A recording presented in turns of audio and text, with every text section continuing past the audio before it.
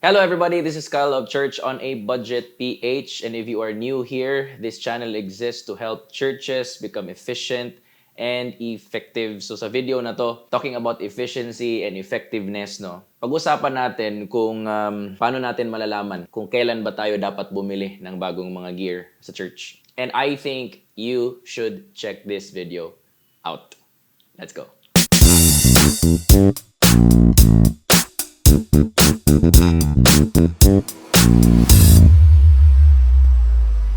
If you are new to this channel, please go ahead and lay your hands on that subscribe button so that you won't miss any video that I'll be posting soon. And click that like button below kung may nakuha ka sa video na to, because that would be really great.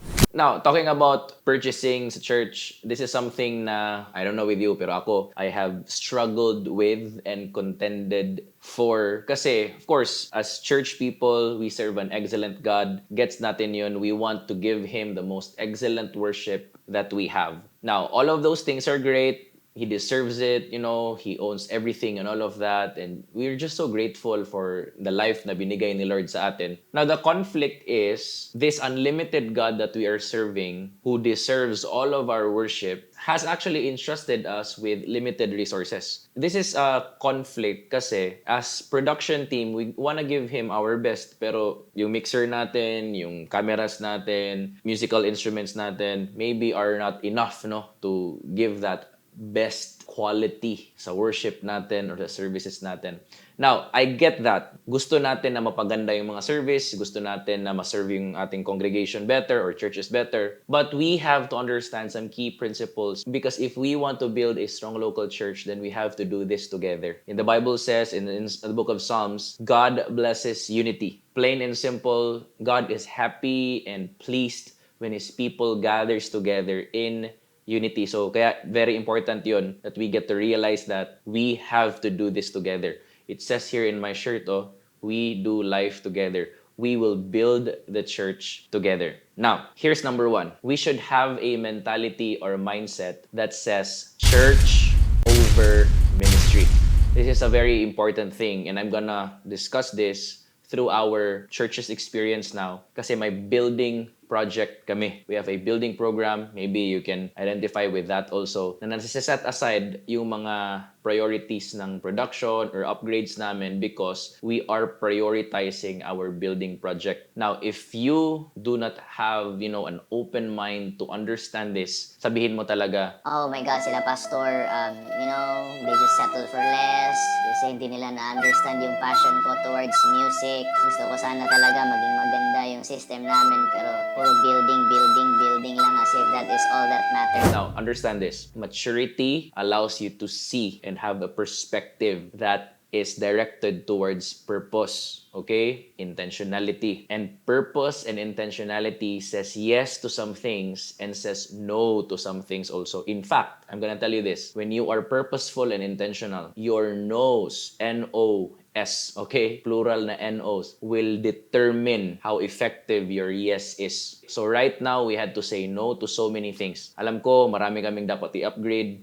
marami kaming dapat bilhin, but we had to set that aside to make way for our building right now. If you are intrigued kung ano itsura ng building namin ngayon, you can just go to our church's website or Facebook or socials namin and see what's happening there. Currently, during this recording, we are now at the second floor of our building. So we're doing the poste and all of those things kasi we're trying to finish the building this year so that after, 24 years of the church, we now have our own building. So this is a big deal for us. Again, this mindset says church over ministry. The purpose of the church should be bigger than any ministry. Or shall I say this? All of our ministry works and priorities should support the bigger purpose of the church. And now, building natin yan. Because here's the thing. Sa amin ngayon, I'm just gonna share this. When we prepare a place for the people of God, upgrades, purchases will make more sense. Why?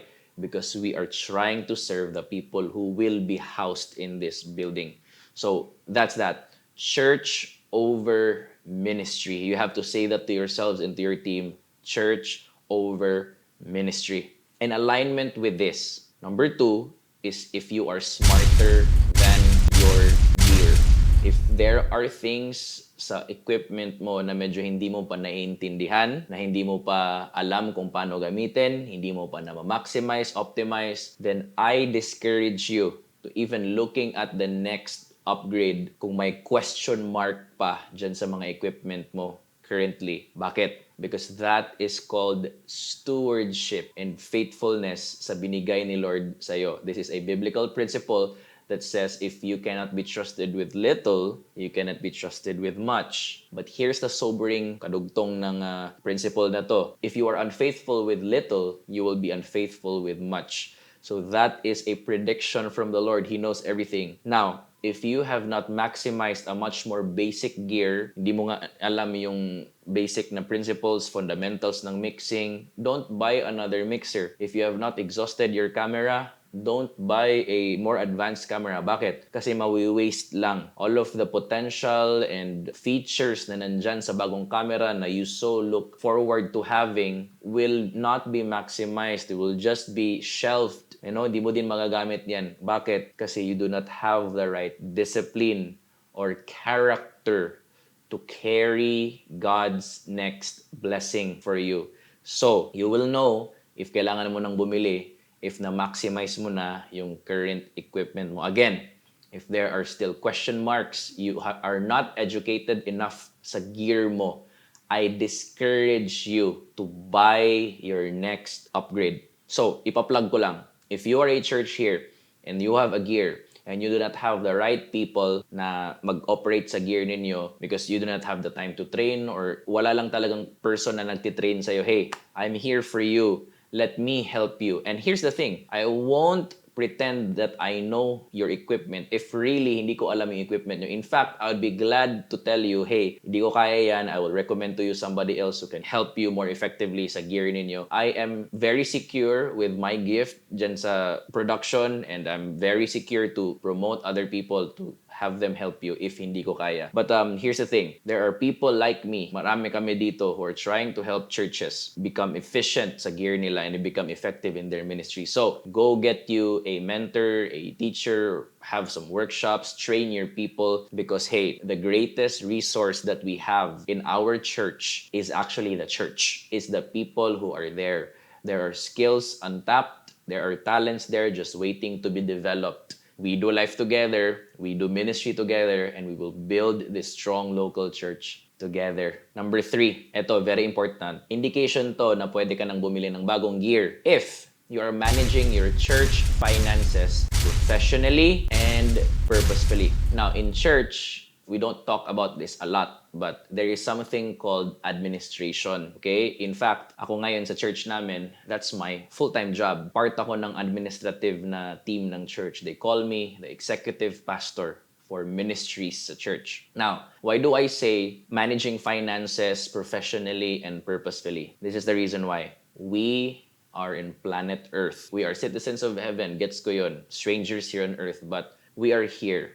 And this earth has a system. And the same Jesus that tells us to worship God and build His house and all of these things, spiritual things, is the same Jesus who says, give unto Caesar what belongs to Caesar and give unto God what belongs to God. There are scriptures literally in the Bible that says, honor the government, honor the kings above you. Right now, that translates to honor the government. They are not perfect. We get that. Maybe you belong to another party, but we have to honor the government. Take care of your legal things. If there are some registrations sa church ninyo, some fees that you need to settle, register your church to SEC or BIR, all of these legal matters, please do so because that is a safeguard sa inyo when you are handling finance at church. Here's a big reason why. We are so done with church splits that are caused by financial problems. Before you think about purchasing another gear, make sure that your financial foundations sa church ninyo are established. Meaning, if you buy a gear for the church, who actually owns that? If you buy a lot for the church, whose name will it be registered to? Kailangan nating malaman yan kasi may nalaman tayo. The church bought this lot and it was named to the pastor. The pastor dies. Now the children doesn't want to do anything with the church. Kinuha yung lote ng church. Now the church doesn't have anything for itself. All of those crazy issues, okay, should be dealt with before it even explodes. So ang sinasabi ko sa inyo, have a strong enough financial foundation and system for your church that will safeguard you when you start growing the church. That's very important. Register yourselves to the government agencies, be accountable, at least be recognized by your city and all of that. Why? Because that will safeguard you. Hey, we live in the Philippines. This is a free nation. There is no need to fear. Our government is all for religious freedom. The least thing we can do is to honor our government and be accountable to them. And hey, don't stop praying for your government. Now, purposefully, this right here goes back to point number 1, which is church over ministry. But the question is, what are we prioritizing? Sa amin, the church namin, we have that defined. Church building. You know, after the church building, we're gonna upgrade our equipment, bibili kaming LED wall, we're gonna add staff, and we're gonna do this and that. We are purposeful with our purchases. We have a plan. Your church has to have a plan, and you need to align yourself to that plan. Now, here's where the problem is. There are churches actually, and maybe this is your church. Wala kayong plan. You do not know where you are going. Hey, talk with your leadership team. Talk with your pastors. Hey, pastor, where are we going? Ano ba talaga yung goal natin? Why do we exist as a church? Who are we trying to reach? What are we trying to do? Who are we here for? When do we do this? Where are we going? Okay? Why do we exist? So all of these questions, talk about this because you can never really truly effectively build if you are not purposeful, if you are not building with intent. If hindi nyo alam kung saan kayo papunta, you will achieve nothing. Zig Ziglar said this, if you aim at nothing, you will hit it every time. You are shadow boxing. You are tired, you think like you're doing anything, but you are not hitting something. Why? Because you lack intentionality. So, you have to manage finances professionally and purposefully. You have to have a plan. Hey, I hope you will use these things to guide you and start conversations with your teams sa church inyo, your pastor, people you're accountable with, so that we will build a strong local church together. Hey, if you need help in navigating your church's purpose, vision, kung saan kayo papunta, prioritizing your equipment, ano bang dapat bilhin, ano bang dapat mauna, design everything, hey, hit me up. I'm here for you. This is Kyle of Church on a Budget PH that aims to help churches become efficient and effective. See you in the next video. Peace.